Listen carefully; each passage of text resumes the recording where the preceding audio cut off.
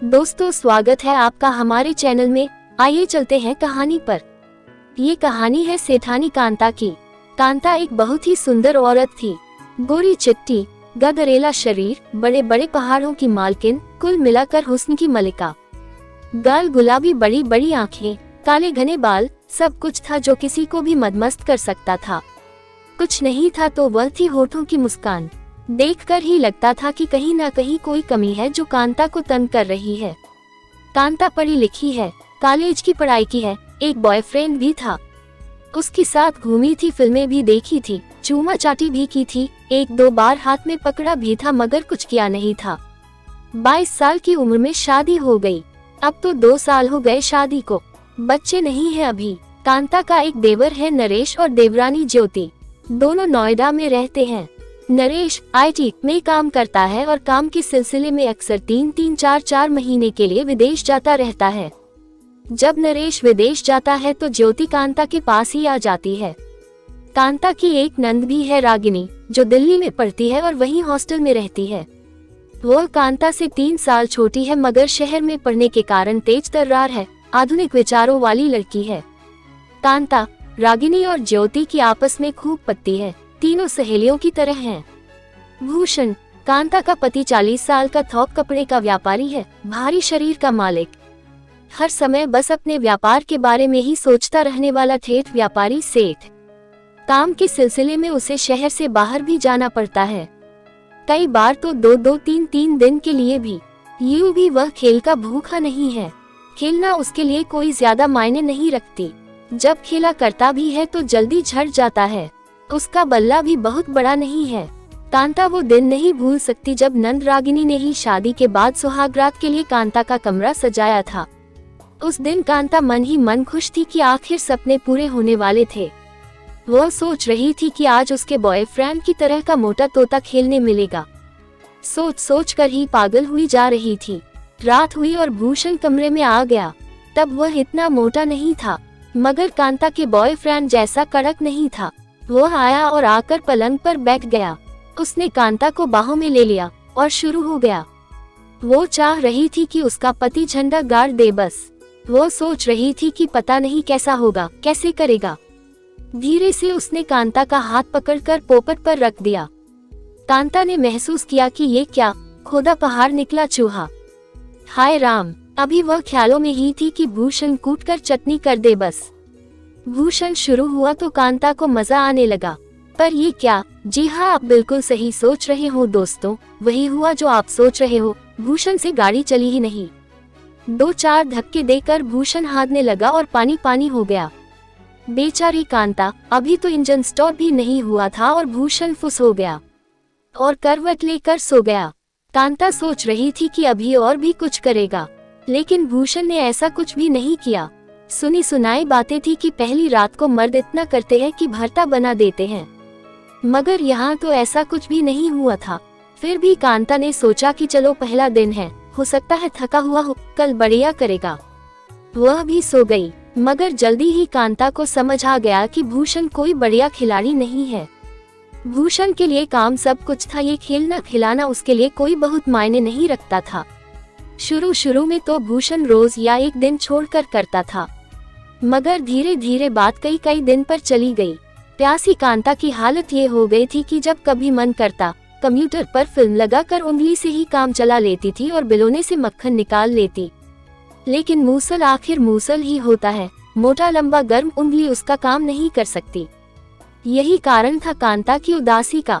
दिन गुजरते गए, भूषण का अंतराल भी बढ़ता चला गया। हालत ये थी कि शादी को अभी 2 ही साल हुए थे कि 15-15 दिनों तक कांता तरस जाती थी। एक दोपहर कांता सोफे पर बैठे फिल्म देख रही थी, जिसमें एक गुड़िया 2 गुड्डों के साथ खेल रही थी। एक गुड्डा पीछे खेल रहा था और एक आगे। तभी दरवाजे की घंटी बजी। कांता को बड़ी कोफ्त हुई कि इस समय ये कौन आ गया, बस पानी आने ही वाला था।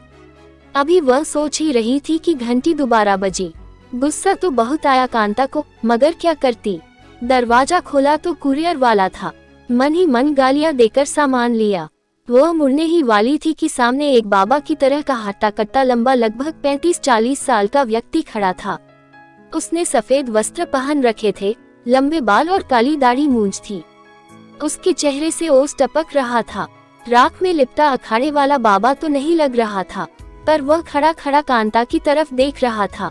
कांता सकपकाए और बोली, कुछ चाहिए क्या आपको?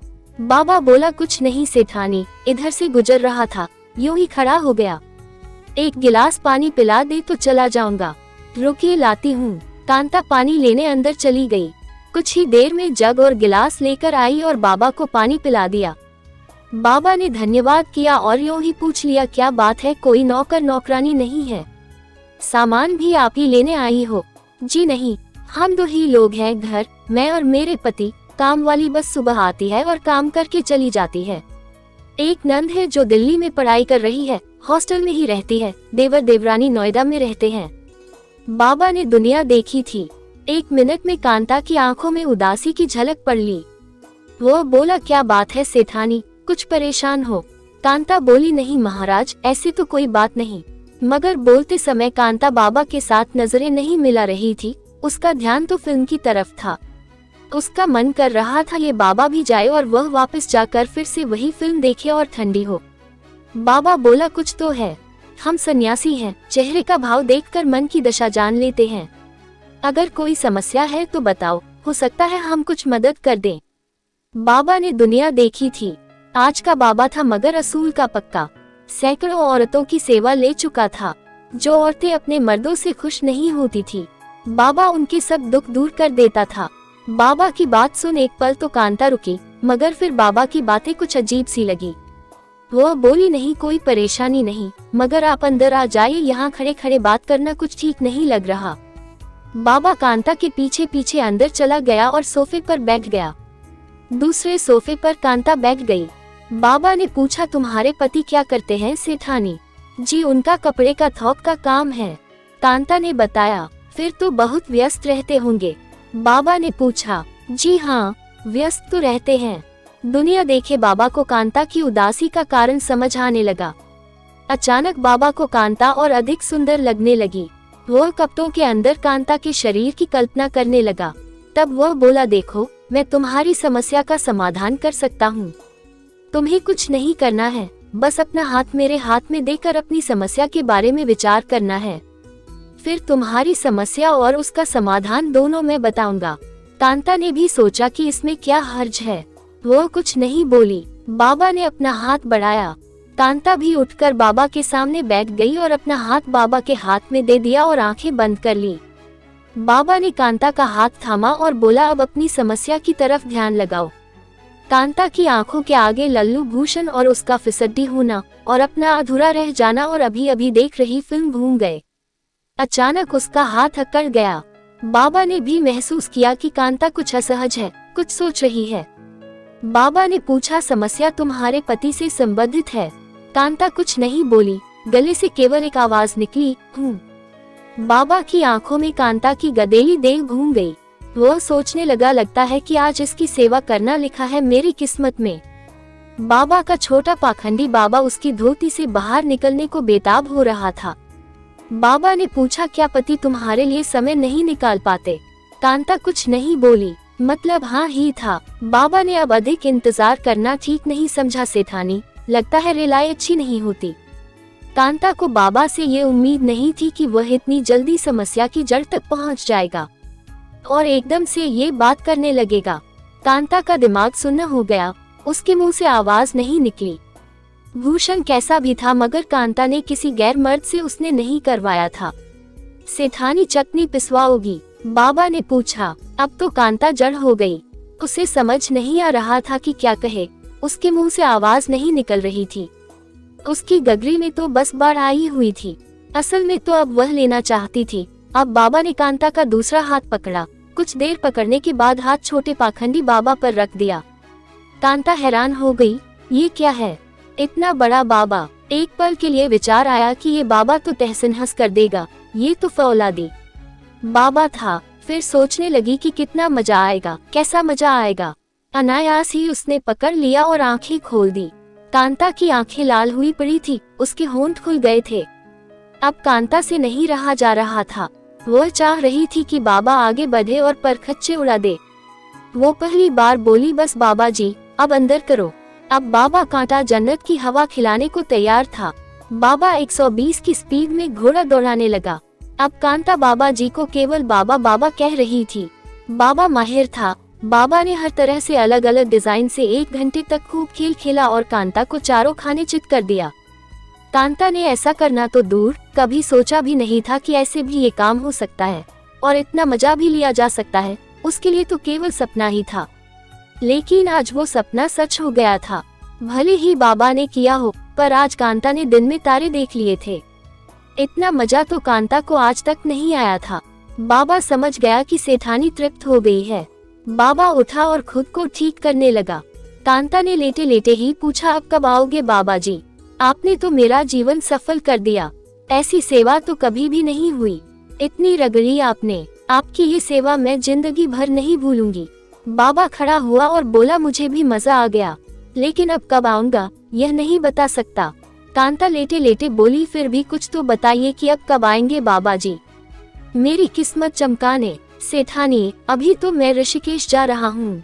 1 महीने में वापस आऊंगा। वहाँ मेरे 2 शिष्य हैं, गुरु और नारायण। वे मेरे साथ होंगे। फिर भी समय मिला तो जरूर आऊंगा। मेरी भी इच्छा है तुम्हें दोबारा प्रसाद देने की। तुम्हारी याद साथ रहेगी। अगली बार प्रसाद पीछे भी मिलेगा। बाबा का मन तो कांता को अभी के अभी एक बार और लेने का भी था, मगर आगे भी जाना था। कांता को एक बार देखकर बाबा बाहर निकल गया। बाबा तो चला गया, लेकिन कांता को अब बाहर खाने की आदत लग चुकी थी। बाबा जब आएगा तब आएगा, तो क्या तब तक मैं भूखी रहूंगी? अरे नहीं नहीं, कुछ न कुछ तो सोचना होगा। कांता के दिमाग में एक साथ कई लोग घूमने लगे। धोबी, नौकर, वॉचमैन, कुरियर वाला और पता नहीं कौन कौन। देखते हैं अब ये मखमली बिल्ली किसके हाथ लगती है। मिलती हूँ कल एक और नई कहानी के साथ। अपना ख्याल रखिए आप। वीडियो को लाइक करें, चैनल को सब्सक्राइब करें। धन्यवाद।